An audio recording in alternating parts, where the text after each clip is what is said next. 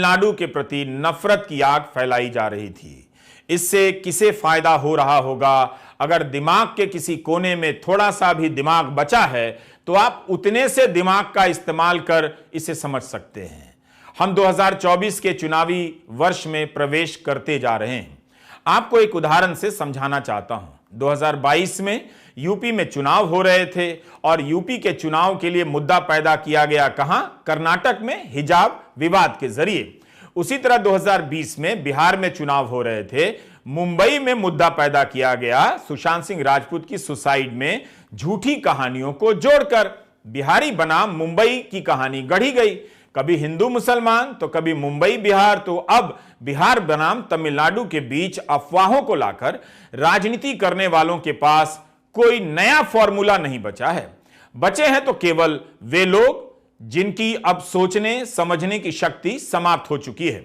इस सारे खेल का भांडा अकेले मोहम्मद जुबैर फोड़ देते हैं ऑल्ट न्यूज के मोहम्मद जुबैर 3 मार्च को ट्वीट करते हैं। अपने ट्विटर हैंडल में उन अखबारों की कतरन और वेबसाइट के स्क्रीनशॉट लगाते हैं कि कैसे झूठी खबरें छापी गईं।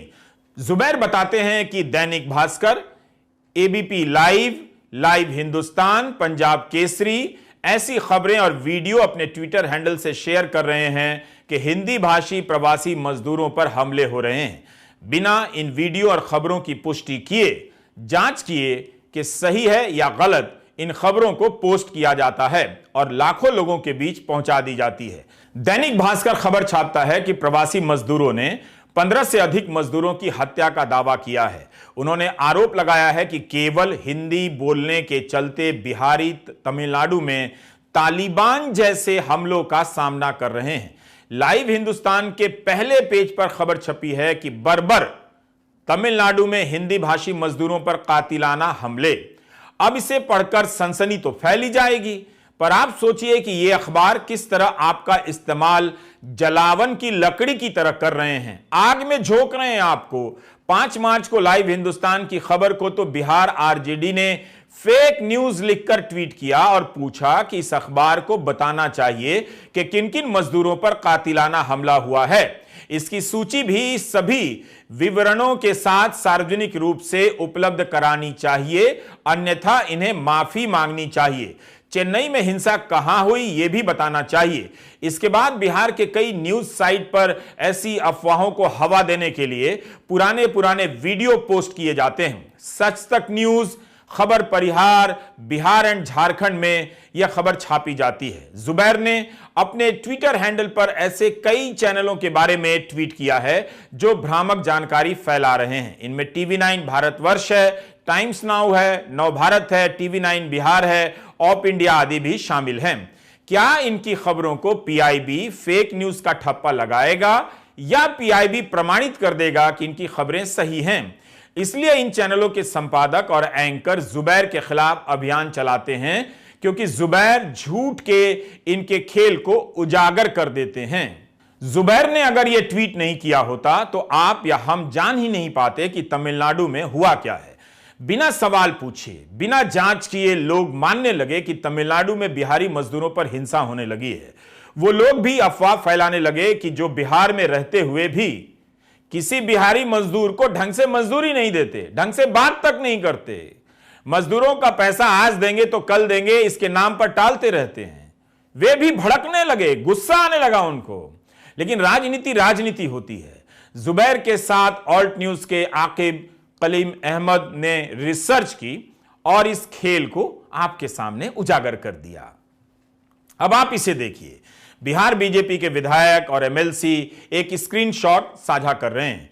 इस तरह से पोस्टर बनाकर शेयर किया जा रहा है जो आप इस स्क्रीन पर देख रहे हैं, जबकि यह तस्वीर हैदराबाद की थी, किसी और मामले की। लेकिन हैदराबाद की तस्वीर के सहारे बताया जा रहा है कि तमिलनाडु में बिहार के 12 मजदूरों को मारा गया है और तेजस्वी की पुरानी तस्वीर लगाकर, इसके पहले की तस्वीर लगाकर बताया जाता है कि वे ऐसे में मुख्यमंत्री स्टालिन के साथ पार्टी मना रहे हैं। पोस्टर के ऊपर लिखा है, असंवेदनशीलता की भी एक हद होती है बिहार सरकार। जिस स्टालिन के राज में हुई 12 बिहारी मजदूरों की हत्या, उस स्टालिन का जन्मदिन मना रहे हैं तेजस्वी जी। बिहारियों की लाशें बिछती जहां जश्न मना रहे तेजस्वी जी वहां।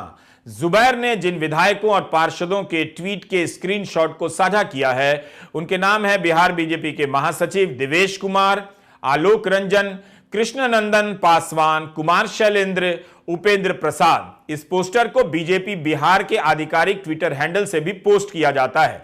बिहार बीजेपी के महासचिव देवेश कुमार 4 मार्च को जागरण अखबार के मोतिहारी संस्करण और दैनिक भास्कर की खबर को ट्वीट करते हुए लिखते हैं कि तेजस्वी यादव के इशारे पर उनका यार तमिलनाडु का मुख्यमंत्री स्टालिन बिहारियों पर लगातार हमला करा रहा है और तेजस्वी यादव हमले को यहां पर फर्जी बताकर बिहार की जनता की आंख पर चादर डालकर बचाव कर रहे हैं। बेबस बिहार का हैशटैग इस्तेमाल किया जाता है। एक मुख्यमंत्री के लिए यार का इस्तेमाल हो रहा है, लेकिन अदानी को किसका यार बताया गया यह आप जानते हैं, और जिसका बताया गया उसे लेकर संसद में कितना हंगामा हुआ यह भी आप जानते हैं। दैनिक जागरण के मोतिहारी संस्करण में छपा है माई कहतारी कुछो करके घरे आजा बेटा। दैनिक भास्कर में खबर छपती है कि तमिलनाडु से भागे 50 लोग घर पहुंचे, फूटा दर्द, हम भागे नहीं भगाए गए। उसी के बगल में दैनिक भास्कर में यह भी खबर छपी थी कि सदन में जोरदार हंगामा, सीएम बोले जांच को आज तमिलनाडु जाएगी टीम। जिस अखबार में खबर छपी है कि बिहार सरकार तमिलनाडु जांच टीम भेजेगी, तो फिर तेजस्वी को स्टालिन का यार लिखने का क्या मतलब रहा होगा। केंद्र में बीजेपी की सरकार है, केंद्रीय एजेंसियों के जरिए पता किया जा सकता था, लेकिन इन भ्रामक खबरों को प्रसारित किया गया। बिहार बीजेपी के विधायक ही बता सकते हैं कि उन्हें यह पोस्टर कहां से मिला और क्या उन्होंने अपनी पार्टी की तमिलनाडु इकाई से जानने की कोशिश की, क्या उन्होंने गृहमंत्री अमित शाह से जानने की कोशिश की। एक फोन से यह काम हो सकता था, पर क्यों नहीं किया गया। बीजेपी के विधायक और नेता बता सकते हैं कि बेबस बिहार की क्या बात है। अगर यह खबर सच भी होती तो इसमें भूमिका केंद्र सरकार की बनती है। बिहार की क्या हो सकती है। बिहार के पास अपनी कोई सेना तो है नहीं जो तमिलनाडु भेज देगी। अगर बिहार के मजदूरों के साथ कुछ हो रहा है तो केंद्र की क्या भूमिका बनती है। केवल बिहार लिखने का क्या मतलब है। यही नहीं, ऑल्ट न्यूज के जुबैर भाजपा के सदस्य प्रशांत उमराव का भी ट्वीट डालते हैं, जिसमें प्रशांत दावा करते हैं कि कई बिहारी मजदूरों को मारकर लटका दिया गया है। तेजस्वी पर आरोप लगाते हैं कि इसके बाद भी तमिलनाडु के मुख्यमंत्री स्टालिन के साथ पार्टी कर रहे हैं। इस ट्वीट को 5 लाख व्यूज मिले हैं और 5000 रीट्वीट हुआ है। एक झूठी खबर की ताकत का अंदाजा आप लगा सकते हैं कि लाखों लोग पल भर में देखने लग जाते हैं। तमिलनाडु पुलिस ने प्रशांत उमराव के खिलाफ भी एफआईआर की है। एक वीडियो कहीं से आता है और दावा नल की तरफ फैल जाता है। सोशल मीडिया के जंगल में आग फैलने लग जाती है कि बिहारी मजदूरों पर हमले हो रहे हैं। मजदूरों के सहारे यह कहानी क्यों पैदा की गई। 2014 में आप याद करें क्या हुआ था। गुजरात से बसों में भरकर, वॉल्वो बसों में भरकर मजदूर उत्तर भारत के गांवों में भेजे गए थे। क्या इस बार दक्षिण को खलनायक बनाने के लिए यह खेल खेला गया। सवाल है कि क्या इस बार प्रेस का इस्तेमाल किया गया है। उसकी खबरों के सहारे बिहार बनाम तमिलनाडु करने की कोशिश हुई है, क्योंकि बीजेपी बिहार ने द एक्टिविस्ट और हेडलाइंस बिहार नाम के चैनल का वीडियो ट्वीट किया। इसमें कुछ लोग तमिलनाडु में बिहारी मजदूर को मारा जा रहा है यह दावा कर रहे हैं। क्या बड़े अखबारों के साथ साथ छोटे चैनलों और अखबारों का भी सहारा लिया गया ताकि छपी हुई खबरों के सहारे यह अफवाह फैलाई जा सके। जांच एजेंसियों को पता करना चाहिए कि वीडियो में बोलने वाले मजदूर तमिलनाडु से ही आए हैं या कोई और हैं। एक व्यक्ति कह रहा है कि वह अपनी आंखों से खून होते देखकर आया है। जाहिर है इसकी जांच हो सकती है। वो टिकट भी दिखा रहा है कि त्रिपुर से ट्रेन में सवार हुआ है। खबरें इतनी तेजी से फैलाई जाने लगती हैं कि बिहार के मुख्यमंत्री को ट्वीट करना पड़ गया कि मुझे समाचार पत्रों के माध्यम से जानकारी मिली है। अब बताइए, समाचार पत्रों से अब राज्य के मुख्यमंत्री को भी गलत जानकारी मिल रही है। आप जनता की क्या हालत हो रही होगी। हिंदी भाषी मजदूरों के खिलाफ हिंसा की खबरों को लेकर बिहार में इसे भोजपुरी भाषी मजदूरों पर हमले में बदल दिया गया है।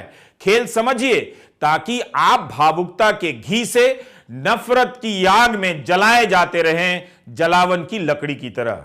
2 मार्च को नीतीश कुमार का यह ट्वीट बताता है कि उन्होंने समाचार पत्रों पर भरोसा किया और इस आधार पर बिहार के मुख्य सचिव एवं पुलिस महानिदेशक को तमिलनाडु सरकार के अधिकारियों से बात कर वहां रह रहे बिहार के मजदूरों की सुरक्षा सुनिश्चित करने का निर्देश दिया है। बिहार सरकार ने एक जांच टीम भी भेज दी। ऑल्ट न्यूज के जुबैर ने यह भी ट्वीट किया कि नीतीश कुमार ने उन्हें ब्लॉक कर रखा है, कोई अन्य उनके थ्रेड को दिखा दे जिसमें उन्होंने पर्दाफाश किया है कि सारी खबरें अफवाह हैं। कई आधिकारिक ट्विटर अकाउंट भ्रामक खबरें फैला रहे हैं। उन्होंने सवाल किया है कि Bihar police, Tamil Nadu police, DMK की आईटी विंग क्या कर रही है। इसके बाद अगले दिन तमिलनाडु पुलिस के डीजीपी सफाई देते हैं। इस पूरे मामले में जुबैर की सक्रियता ने सबको अफवाहों के कुएं में गिरने से बचा लिया। 2 मार्च को नीतीश कुमार ट्वीट करते हैं, 3 मार्च को जुबैर का ट्वीट आता है, 4 मार्च को तमिलनाडु पुलिस बयान जारी करती है। Facts are twisted to make it appear as if the migrant workers of Bihar are attacked in Tamil Nadu. Here, people are living very peacefully. Law and order is maintained very well and strictly in the state of Tamil Nadu. Tamil Nadu police ने दैनिक भास्कर के संपादक पर भारतीय दंड संहिता की धारा 153A, 505 IB के तहत आरोप लगाए हैं। इन दोनों धाराओं का संबंध विभिन्न समुदायों के प्रति शत्रुता को बढ़ावा देना, भय पैदा करने से है। तमिलनाडु पुलिस ने खुद को पत्रकार बताने वाले तनवीर मोहम्मद के खिलाफ एक FIR दर्ज की है। तनवीर ने 2 वीडियो ट्वीट किए हैं जिनमें यह दावा किया जा रहा है कि हिंदी भाषी लोगों पर तमिलनाडु में हमले किए जा रहे हैं। तमिलनाडु पुलिस के महानिदेशक सी शैलेंद्र बाबू ने साफ किया कि हिंदी भाषी लोगों को निशाना नहीं बनाया जा रहा है। जो वीडियो दिखाए जा रहे हैं उनका हेट क्राइम से कोई संबंध नहीं। द न्यूज मिनट के मुताबिक बिहार के अतिरिक्त पुलिस महानिदेशक गंगवार ने कहा, कुछ पुराने व्यक्तिगत विवादों के वीडियो शूट किए गए थे और यह कहते हुए पोस्ट किए गए कि यह बिहार के लोगों के खिलाफ है। तमिलनाडु पुलिस कड़ी कार्रवाई कर रही है और तमिलनाडु में बिहारी लोगों को सुरक्षा प्रदान कर रही है। जुबैर ने 4 मार्च को ट्वीट किया है कि हिंदी मीडिया ने इतनी अफवाह फैलाई कि तमिलनाडु के कई पुलिस अधिकारियों को हिंदी में बयान जारी करने पड़े, वीडियो जारी करना पड़ा। सभी को मेरा नमस्कार।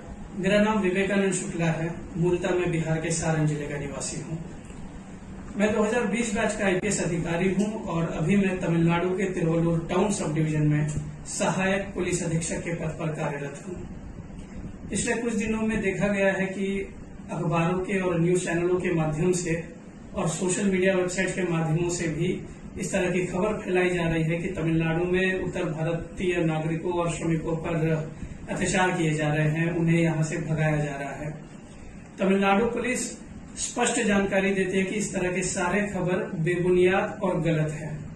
अगर किसी को भी इस प्रकार की किसी भी दुर्घटना के बारे में पवन यादव जो बिहार से थे, उनका मर्डर झारखंड के रहने वाले उपेंद्र धारी ने अपने एक निजी कारण से किया। इस घटना के हमारे पास ठोस सबूत हैं, जिसमें डायरेक्ट आई विटनेस भी शामिल हैं। इस मर्डर को उपेंद्र धारी ने कन्फेस भी करा है और हमने उनको अरेस्ट करके अभी जुडिशियल कस्टडी में डाला है। इस घटना को कई और वीडियो से जोड़कर तिरुपुर में रहने वाले नॉर्थ इंडियन लेबर्स पर हमला बताया गया है, जो सरासर झूठ है, एक अफवाह है। नमस्कार, मेरा नाम सरोज कुमार ठाकुर है। मैं मूलतः बिहार का सहरसा जिला का रहने वाला हूं और 2010 बैच का भारतीय पुलिस सेवा का अधिकारी हूं। अभी मैं तमिलनाडु के कृष्णगिरी जिला का पुलिस अधीक्षक हूं। पिछले कुछ दिनों से समाचार पत्र, ट्विटर, सोशल मीडिया और टेलीविजन चैनलों पर एक झूठ और अफवाह प्रसारित किया जा रहा है, जिसमें कि यह कहा जा रहा है कि तमिलनाडु में हिंदी भाषी मजदूरों पर अत्याचार हो रहा है। यह खबर सरासर झूठ और भ्रम फैलाने वाला है। 4 मार्च को ही मुख्यमंत्री स्टालिन ने मुख्यमंत्री नीतीश कुमार से बात कर फोन पर जानकारी दी।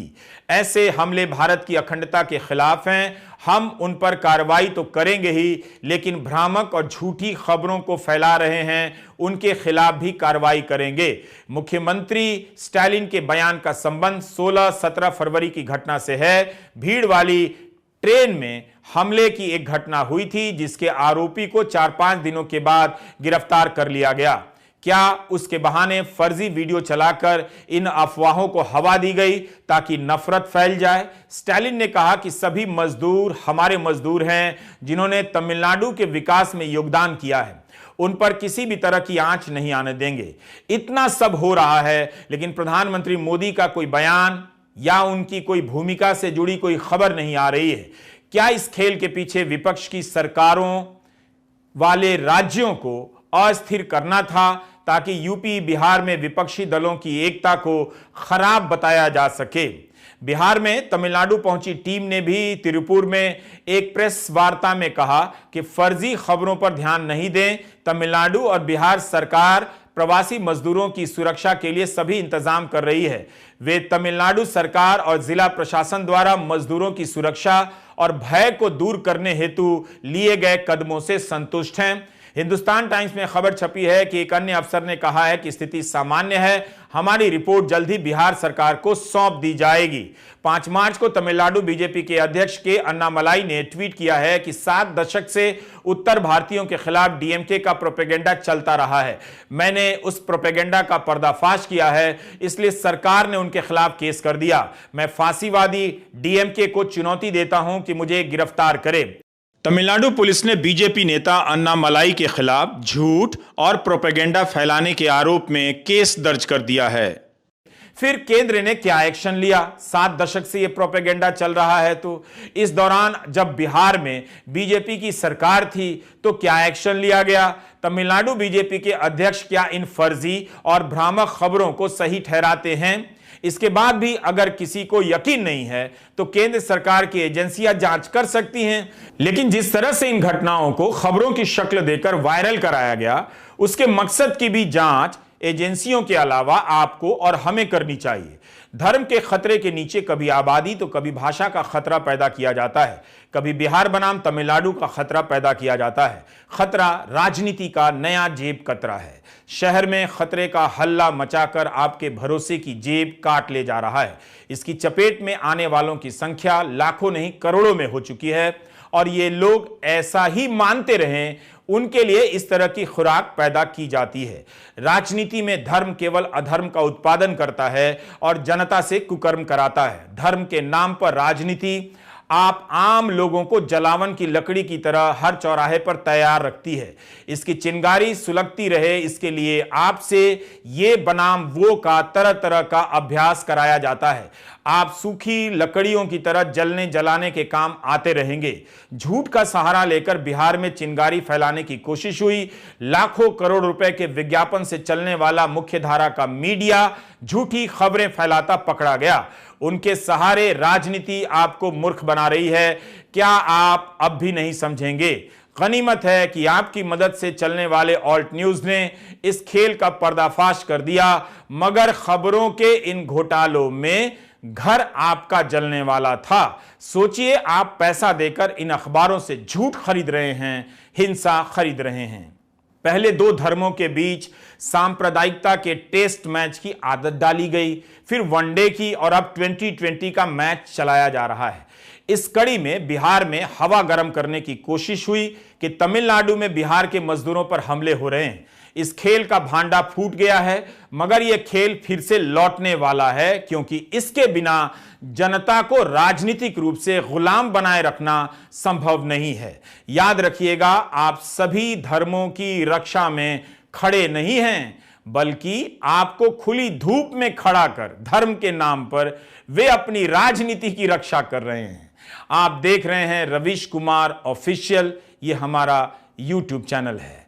नमस्कार, मैं रवीश कुमार। तमिलनाडु में केवल बिहार के मजदूर काम नहीं करते, ओडिशा, बंगाल, मध्य प्रदेश के भी मजदूर काम करते हैं।